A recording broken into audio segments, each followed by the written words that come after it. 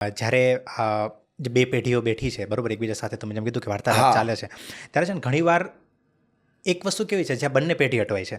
For example કે યુવાનો છે બરાબર, એમને કંઈક કરવું છે અને માતા પિતાને એ વસ્તુ નથી ગમતી તો એ ના નથી પાડી શકતા. બરાબર છે. ક્યારેક આ વસ્તુ વાઇસ વર્સા ઉલટી પણ થાય છે બરાબર, કે યુવાનો ક્યારેક પેરેન્ટ્સને ના નથી પાડી શકતા. સાચી વાત બરાબર. તો આજે સહજ રીતે ના પાડવી એ બી ક્યારેક મને એવું લાગે છે કે જરૂરી છે, બહુ જરૂરી છે. બરાબર. તો આવી જે સિચ્યુએશન જ્યારે ફેમિલીમાં ક્રિએટ થાય ત્યારે શું કરવું જોઈએ? બહુ ક્લિયર વાત કરું છું તમને. હું છે ને બધા પહેલાં છે ને આપણે યુવાન પહેલાં એક આ સ્થિતિ છે ને બાળકોના મનમાં શરૂ થાય, ટીનેજર્સના મનમાં સ્ટાર્ટ થાય. બાળક છે પણ ટીનેજર્સ છે ને એ તરુણો છે, એ અસ્તિત્વ છે જે આવનારા ભારતનું ભવિષ્ય છે. તો એ ટીનેજર્સના મનમાં આ પહેલાં સૌથી પહેલો સવાલ ક્રિએટ થાય. તો મારા પ્રોગ્રામોની અંદર મને બહુ બધા ટીનેજર્સ મળે, કેમ કે 9, 10, 11, 12 કોલેજના બાળકો ટીનેજર્સ હોય. તો વાત કરતો હું તમને પૂછું કે તમને શું તકલીફ છે, એમ તમને આમ પ્રોબ્લેમ શું થાય? બોલે મનીષ સર, અમને અમારા માતા પિતા જ ગમતા નથી. એટલે આપણે કહીએ કે આવું કેમ? પછી મેં એક પ્રયોગ કર્યો, મેં લોકો પાસે લેટર લખાવ્યા કે તમને તમારા માતા પિતા કેમ ગમતા નથી. હું ત્યાં જ આવું છું કે જે તમે કીધું ને ના પાડવાની કળા એના પર છે. કેમ ગમતા નથી? તો એ લોકોએ જવાબ લખ્યા કે માતા પિતા શું કરે છે? બોલે શું કરે છે? અમને શું કામ ગમતા નથી? બોલે શું કામ ગમતા નથી? તો કે અમે એની પાસે છે ને આમ સહકાર લેવા જઈએ ને તો એ સલાહ ઠોકે છે, અમે એની પાસે ટેકો લેવા જઈએ ને તો એ ટીકા કરે છે, અમે કોઈ પણ વાત પ્રસ્તુત કરીએ ને તો એ એમ જ કહે છે કે બેટા તને ખબર ન પડે, અમારા જીવનના અનુભવો જો આવા છે, તને બહુ ખબર ન પડે, અમે કહીએ સાંભળ. એ અમારી વાતને પૂરી સાંભળતા નથી, એટલા માટે અમને માતા પિતા ગમતા નથી. મારા મનમાં ડાઉટ થયો કે આવું થોડું હોય. એટલે મેં માતા પિતાને ક્વેશ્ચન પૂછ્યા કે તમને તમારા તરુણ વયના બાળકોથી તમને શું શું ફરિયાદો છે? તો એ લોકોએ જે ફરિયાદો બાળકોએ લખી હતી ને એ જ ફરિયાદો એમણે લખી. મારા મનમાં ફરીવાર ક્વેશ્ચન થયો કે ચાલો આ તો બાળકોની યુવાનોનો પ્રોબ્લેમ હશે, વડીલોને કાંઈ પ્રોબ્લેમ નહીં હોય, એ તો કેટલા મેચ્યોર કહેવાય, એ તો ઉંમર કાપી ગયેલા માણસો કહેવાય. તો મેં દાદા દાદીઓને સવાલ પૂછ્યા કે તમે તમારા પૌત્રોથી અને પુત્રોથી શું તકલીફ છે? એમણે બી એ જ લખ્યું કે અમને સાંભળતા નથી, અમારી હારે બેસતા નથી. સમજો છો શું કહું છું? એ પ્રોબ્લેમ છે ને એ મેચ્યોરિટી અન્ડરસ્ટેન્ડિંગનો છે. તમને ના કહેતા નથી આવડતી એ તમારો પ્રોબ્લેમ નથી, તમારી પાસે હા કહેવાના કારણો નથી, એ તમારો પ્રોબ્લેમ છે. જ્યારે કોઈ માતા પિતા પોતાના બાળકને કહે છે કે તારે આ બિઝનેસ ના કરવો જોઈએ, તો એનો મતલબ એને રોકતા નથી સાહેબ, એની ચિંતા કરે છે. એને નુકસાનને જોઈ શકે તેમ નથી. તે વોન્ટ ટુ ડેવલપ યુ, એ તમારા વિકાસને ઈચ્છે છે, એ રિસ્પેક્ટ કરે છે તમારી, એ તમને પ્રેમ કરે છે. અને એ સેમ સમયે કદાચ તમે ઈચ્છો છો તમારા માતા પિતા કરતા નથી, તો માતા પિતાને પણ સમજવું જોઈએ કે તમારું બાળક તમારી ચિંતા કરે છે. તમે તમારા ફાધરને કહો કે તમારે છે ને બહુ લેટ નાઇટ સુધી પપ્પા જાગવાનું નહીં, આરામ કરવાનો, તો પપ્પાને એવું ફીલ થાય કે હવે હું આ ઘરનો રાજા છું અને તું મને શીખવાડે કે મારે શું કરવાનું. પણ પપ્પાએ પણ બાળકને એમ જ સાંભળવું જોઈએ કે મારી ચિંતા કરે છે સાહેબ. આ છે ને આ મિથ છે ને એ બહુ તોડવું પડે એમ છે. આપણે છે ને બધી વસ્તુ ફોરેન પાસેથી બહુ બધું શીખી લીધું, બધી વસ્તુ જાણી રહી ગયા, પણ એક આ વસ્તુ આપણે શીખતા ભૂલી ગયા કે અન્ડરસ્ટેન્ડિંગ અને મેચ્યોરિટી આપણે જાતે જ ક્રિએટ કરી, એના કોર્સ નથી થતા દોસ્ત. અને એટલા માટે ના કહેવાની કળા એ દુનિયાની સૌથી મોટી કળા છે. અને એ ના કહેવાની કળામાં જેમ તમે હા કહીને કોઈ રીઝન નથી આપતા ને, પ્રોબ્લેમ શું છે ખબર? આપણે ના કીધા પછી રીઝન આપીએ છીએ.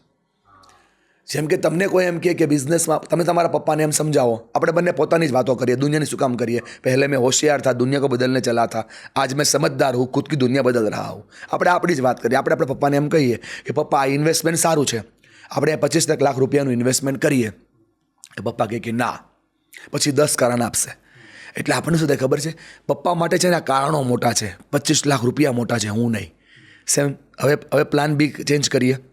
હવે પપ્પાએ કંઈ આપણને કીધું અને આપણે કહીએ ના, તો આપણે કારણોનું લિસ્ટ આપીએ છીએ. ના હોય તો એનું કારણ ના હોય, જેમ હાનું કારણ નથી હોતું. એ મતલબ આ હા ના વચ્ચેનું કન્ફ્યુઝન છે. જો એને ના પાડવી જ છે ને તો એ કન્ફ્યુઝ નથી, એ ના પાડી દેશે.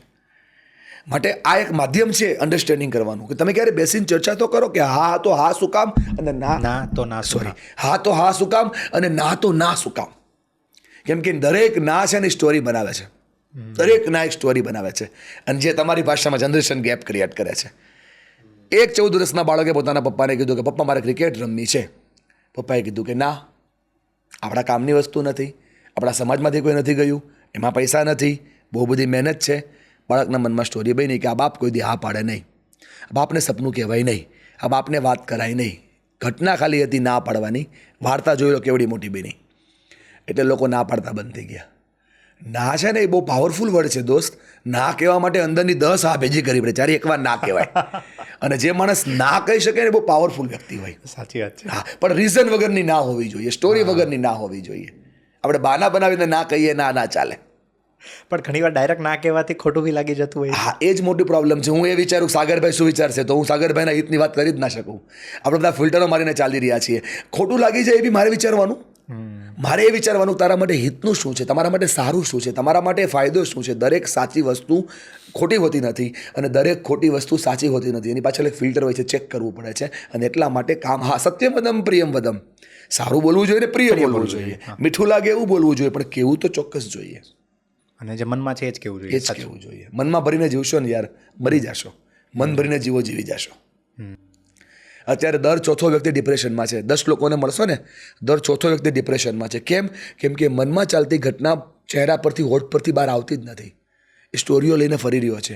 મગજ પર સોય જેટલું વજન ના ચાલે. આપણે સુનલો લઈને ફરીએ છીએ, કેટલું ભાર લાગે એને. ખાલી થઈ જાઓ. પણ એમાં ઘણીવાર મને એવું લાગે છે કે ઘણીવાર છે ને આપણે વધારાનું વિચારીએ છીએ, બહુ નકામું વિચારીએ છીએ, જે આપણે વિચારવાની જરૂર જ નથી જરૂર. ખોટું વિચારીએ છીએ. ઓવરથિંકિંગ આમ કરીએ તો આમ થાય ને, આમ કરીએ તો આમ થાય ને, આમ કરીએ ના થાય. થતું હોય એમ જ થાય. જે થતું હોય એમ જ થાય. એમાં તમારે ગોઈંગ વિથ ફ્લોની હારે જ ચાલતું રહેવાનું. રાઈટ. મેં છે હમણાં એક બહુ સરસ ક્યાંક યુટ્યુબમાં કે ક્યાંક મેં શાહરૂખ ખાનનો એક ઇન્ટરવ્યૂ જોયો હતો. ઇન્ટરવ્યૂ હતો કે મતલબ એક નાની રીલ જેવું જ મેં જોયું હતું, પણ એનો એક પાર્ટ હતો. એમાં શાહરૂખ ખાન એક વાત કરે છે કે ત્યારે એને કોઈક પૂછે છે કે તમે બધા વિશે વિચારો છો, તો ત્યારે તમને વિચાર નથી આવતો કે તમારા મૂવી ફ્લોપ જાય છે, નામ થાય છે, તો લોકો શું વિચારશે? તો ત્યારે શાહરૂખ ખાન એક જવાબ આપે છે કે હું વિચારતો જ નથી. હું ખાલી 2 વસ્તુ વિશે વિચારું છું, મારું ફેમિલી અને મારું ફ્રેન્ડ્સ.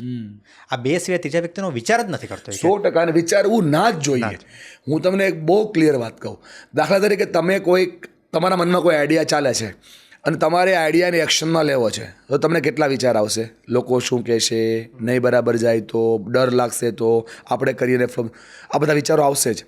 એ સમયે તમારે એક જ વિચાર આવવો જોઈએ કે આ એક્શન કરવાથી વધારે વાસ્ટમાં ફાસ્ટ શું થશે? કંઈ નહીં થાય. એક્શન નહીં લેવાથી જે થાય છે એના કરતાં તો કંઈ નહીં થાય. એના કરતાં એકચ્યુઅલી સારું જ થશે. સારું જ થશે. સાચી વાત છે.